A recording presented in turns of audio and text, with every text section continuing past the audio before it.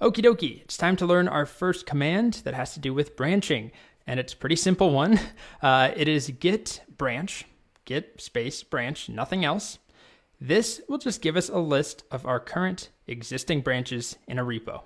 So it doesn't make a new branch, it doesn't switch branches, it just shows you the current branches. In our case, we haven't made new branches, so we won't see anything except master.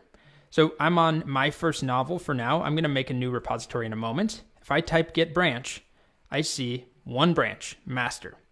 And to get out of here, just like with get log, I type q.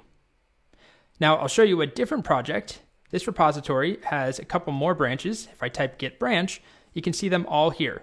Birds, birds of prey, California mammals, hawks, mammals, master, no animals, owls, stash test. I was testing something out there.